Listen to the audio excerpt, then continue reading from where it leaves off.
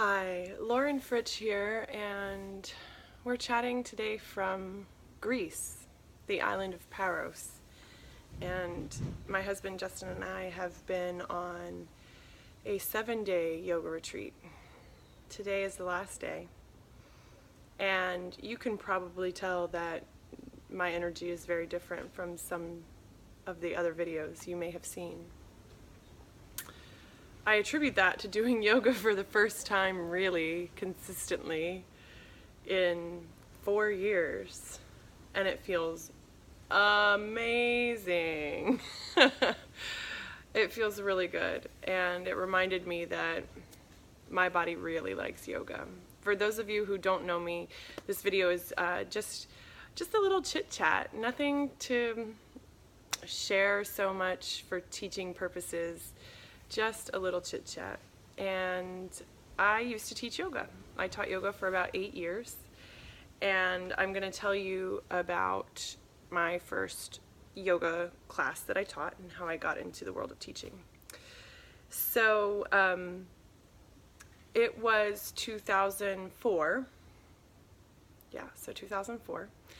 I had graduated from college 1 year prior, and after a series of events and sort of trying to find my way in jobs, I ended up, as one does, back with my parents. And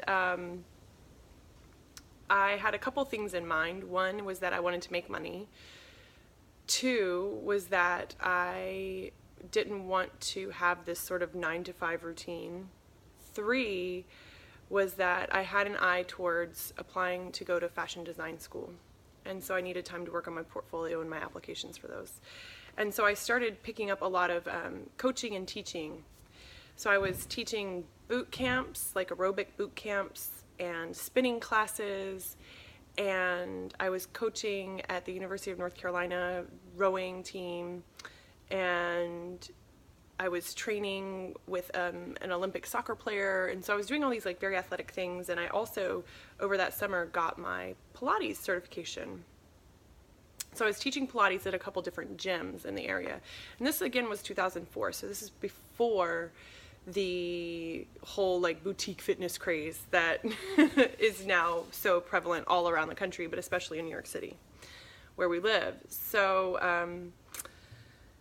I was teaching Pilates and enjoying. I was teaching a lot of classes a week, like maybe 8 classes a week, and then had my other things going on, and just learning a lot about fitness and the body and how it moved, and it was a really good time for me. And then one day the aerobics coordinator said, "Hey Lauren, we need someone to teach a yoga class.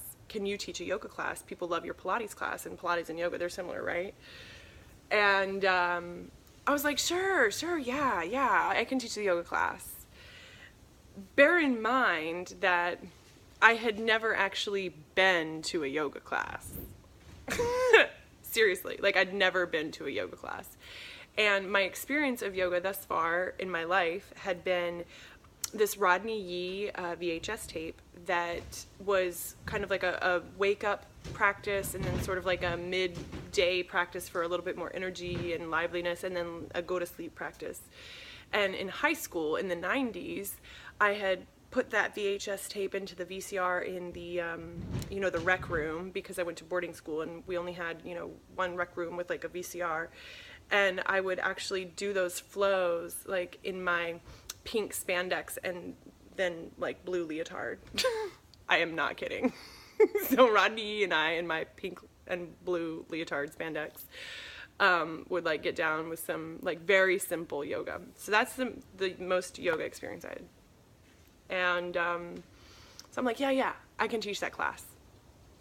And so what I did in 2004 was I was like, I need to know about yoga, so I'm gonna go to the library.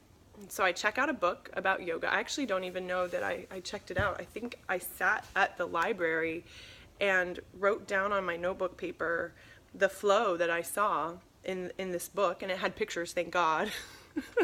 So that I would know what they look like, these poses.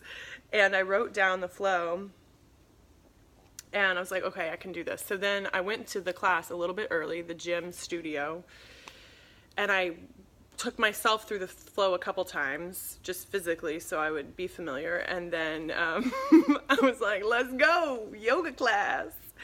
And in walk these women, maybe like 20 women. And I start teaching.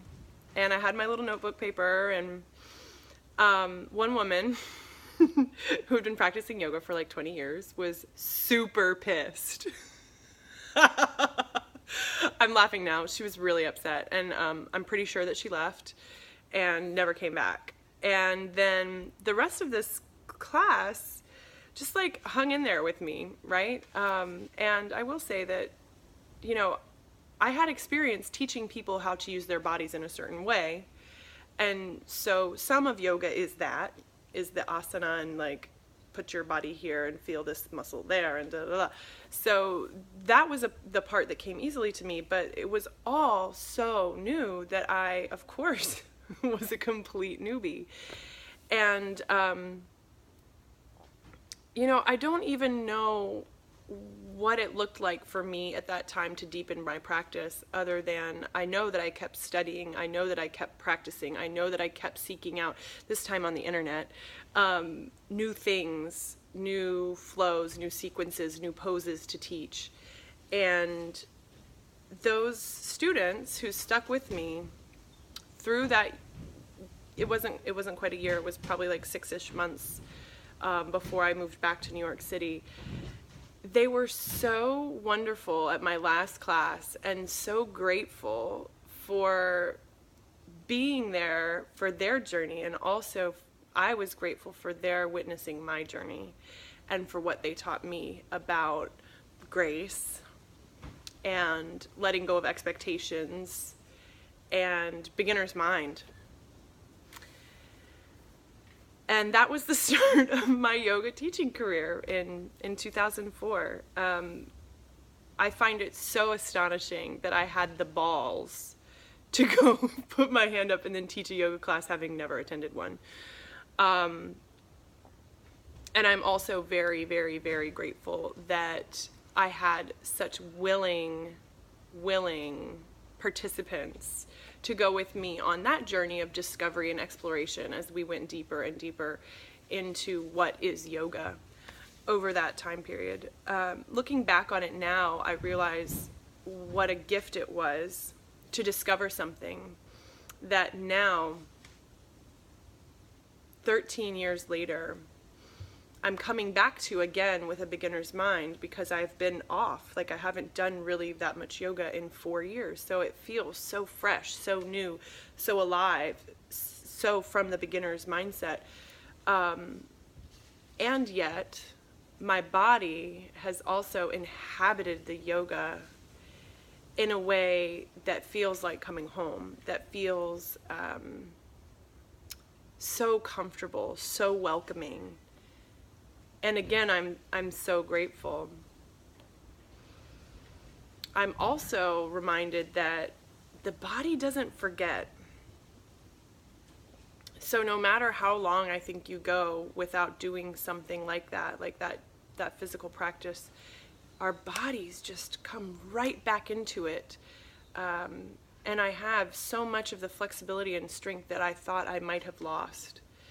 But no.